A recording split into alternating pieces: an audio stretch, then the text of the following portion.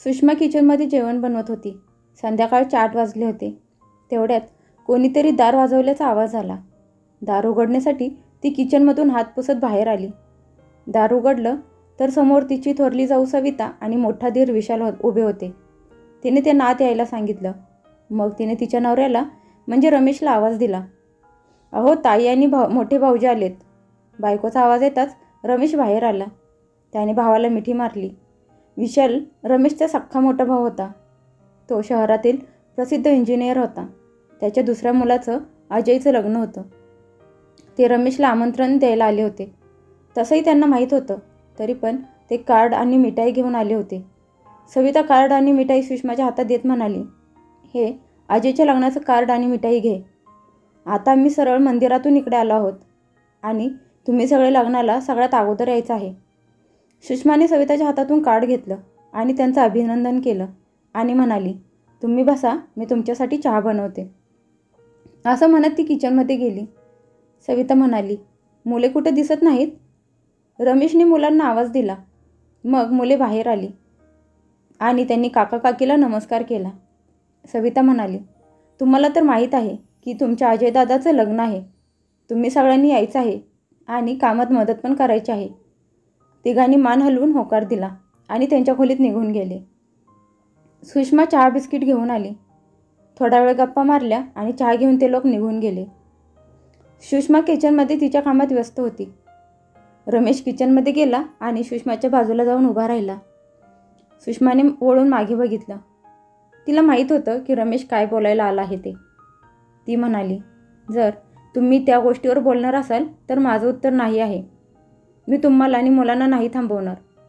पण तुम्ही मला तिकडे येण्यासाठी फोर्स नाही करणार. रमेश म्हणाला, पण अगं सुषमा. ती म्हणाली, परत एकदा सांगते, नाही. रमेश गुपचूप किचनमधून बाहेर निघून गेला. त्याला माहीत होतं की सुषमाचं उत्तर नाही असणार. रात्री घरातील सगळं काम आवरल्यावर ती दार बंद करून परत येत असताना तिचं लक्ष अजयच्या लग्नाच्या पत्रिकेवर गेलं. ती तिथेच बसली आणि पत्रिका उघडून बघू लागली. त्यात तिचं आणि रमेशचं नाव लिहिलं होतं.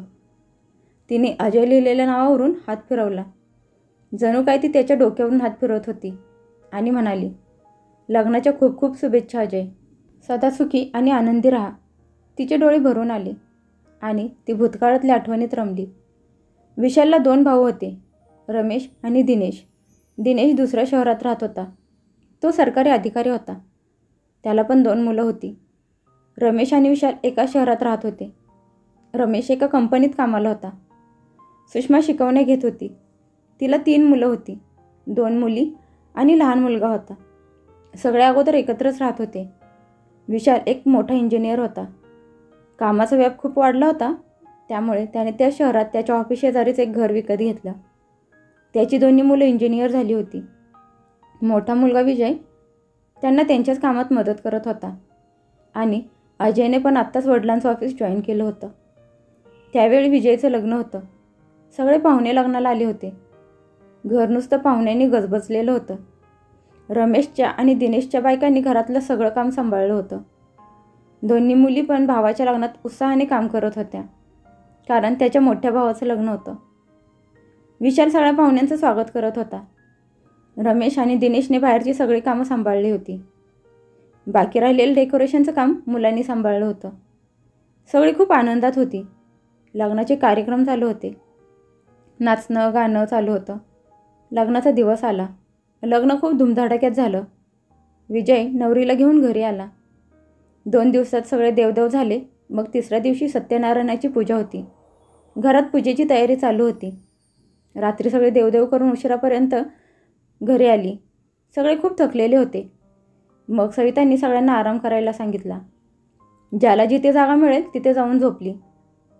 दुपारी सत्यनारायणाची पूजा होती आणि संध्याकाळी जेवण होतं. सकाळी उठल्यावर सगळे आपापल्या कामाला लागले. मग सुषमा तिच्या नवऱ्याला म्हणजे रमेशला म्हणाली, अहो नव्या जोडप्याला द्यायचं आणलेलं गिफ्ट घरीच राहिलं आहे. चला जाऊन घेऊन येऊ. रमेश हो म्हणाला आणि तिच्याबरोबर जायला तयार झाला. मग त्यांनी दादा आणि वहिनीला सांगितलं की आम्ही घरी जात आहे, लवकर माघारी येतो. लग्नासाठी ते आठवडाभरच आधीच भावाच्या घरी आले होते. त्यामुळे घर बंद होतं. ते घरी आले. मुलांना फोन करून विचारलं तर पूजेला अजून थोडा वेळ होता. मग त्यांनी घराची साफसफाई केली आणि गिफ्ट घेऊन परत पूजेसाठी माघारी निघाली. दोघे जेव्हा विशालच्या घरी पोहोचले तर हॉलमध्ये सगळे जमा झाले होते. तिथलं वातावरण बिघडलेलं होतं. रमेशने विचारलं, काय झालं? सगळेजण त्याच्याकडे बघायला लागले. मग समजलं की जावेच्या बहिणीच्या मुलीचा नेकलेस हरवला आहे. तिचं आत्ताच नवीन नवीन लग्न झालं होतं आणि ती रडत होती. सगळ्यांनी घरात कामाला असणाऱ्या लोकांची तपासणी केली. सगळे तिथेच जमले होती, पण कोणी हो म्हणायला तयारच नव्हतं. पाहुण्यांना विचारायचं तर प्रश्नच नव्हता, कारण असं कोणी करणार नव्हतं. तेवढ्यात जावेची मोठी बहीण सुषमाला म्हणाली, सगळेजण तर इथेच होते, तू दिसली नाहीस, तू तर नाही ना? त्यापुढे काही बोलणार तेवढ्यात रमेश म्हणाला, हे काय बोलताय तुम्ही? तुम्ही आमचे पाहुणे आहात. आम्ही दादाला आणि वहिनीला सांगून गेलो होतो. सगळे संशय असल्यासारखे रमेश आणि सुषमाकडे बघत होते. विशाल म्हणाला, हो, ते मला सांगून गेले होते. सुषमाचे डोळे भरून आले होते. तिने सविताकडे बघितले, पण ती काही बोलली नाही. तेवढ्यात अजय जो मित्रांसोबत बाहेर गेला होता तो माघारी आला. त्यानं बघितलं की सगळेजण हॉलमध्ये जमा झाले होते. त्याने विचारलं तेव्हा त्याला सगळी गोष्ट समजली. तो एका मिनिटात येतो म्हणाला आणि निघून गेला.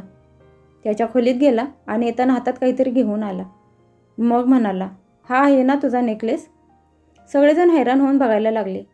अजय म्हणाला, ताई, तू जेव्हा माझ्या खोलीत आंघोळीला आली होतीस तेव्हा तू माझ्या बाथरूममध्ये विसरली होती. मग मी आंघोळीला गेल्यावर माझ्या लक्षात आलं की हा तुझा असेल, म्हणून मी उचलून ठेवला. नंतर तुला देईन म्हटलं तर कामाच्या गडबडीत विसरून गेलो. सुषमाच्या डोळ्यातून अश्रू झरझर वाहू लागले. हातातली गिफ्ट तिने विजयच्या हातात दिलं आणि घरातून बाहेर निघून आली. रिक्षा पकडली आणि स्वतःच्या घराकडे निघून आली. बाकी मुलांना समजल्यावर त्यांना खूप वाईट वाटलं. रमेशने त्याच्या दोन्ही मुलींना सामान पॅक करायला लावलं आणि तो निघाला. घरातल्या लोकांनी थांबवायचा प्रयत्न केला, पण रमेश म्हणाला, ज्यांना बोलायला पाहिजे होतं त्या काही बोलल्या नाहीत. असं म्हणत त्याने त्याच्या बहिणीकडे बघितलं, पण आत्ताही सविता काही बोलली नाही. रमेशने हात जोडून नमस्कार केला आणि निघून गेला. दुसऱ्या दिवशी सविता रमेशच्या घरी आली आणि म्हणाली, चुकी झाली ताईकडून. आता तर ती तिच्या घरी गेली आहे. तुम्ही मोठं मन करून तिला माफ करा. सुषमा काही बोलली नाही. रमेश म्हणाला की यात मुलांची काय चूक आहे? याची शिक्षा त्यांना का? मग सुषमाने सगळ्यांना घरी जेवायला बोलवलं. विजयला आणि नव्या नवरीला शगुन दिला. त्या दिवसानंतर विशालच्या घरी कोणी गेलं नाही. ते लोक अधूनमधून रमेशच्या घरी येत असत. रमेशने सुषमाला आवाज दिला. आवाज येताच ती भूतकाळाच्या आठवणीतून बाहेर आली. रमेशनं बघितलं तर सुषमाच्या हातात पत्रिका होती आणि तिचे डोळे पाण्याने भरले होते. रमेशने तिच्या खांद्यावर हात ठेवला आणि म्हणाला, काय निर्णय घेतला आहेस? तू जो निर्णय घेशील आम्ही तुझ्यासोबत आहोत. सुषमा खूप वेळ शांत बसली. मग म्हणाली, मी जेव्हा लग्न करून आले होते तेव्हा मी ताईला मोठी बहीण समजत होते, पण असं नाही की त्या समजत नव्हत्या. त्या पण माझ्यासोबत नेहमी चांगल्या वागल्या आहेत. आपल्या मुलांना मांडीवर खेळवलं आहे. भाऊजी कधीच काही बोलले नाहीत. नाही विजय, नाही अजय. भाऊजी खूप मोठे इंजिनियर झाले. आपले खानदानी घर सोडून नवीन घरात राहायला गेले. आनंदाची गोष्ट होती आपल्यासाठी पण. मी शिकवण्या घ्यायला लागली. भाऊजींच्या घरी येणं जाणं होतं. भाऊजींच्या घरी काही कार्यक्रम असेल तर ताई आपल्याला हक्काने बोलवत असत. मी आणि माझ्या दोन्ही मुली घरातलं सगळं काम सांभाळून असो. कधी कधी शिकवणीला सुट्टी द्यावी लागत असायची.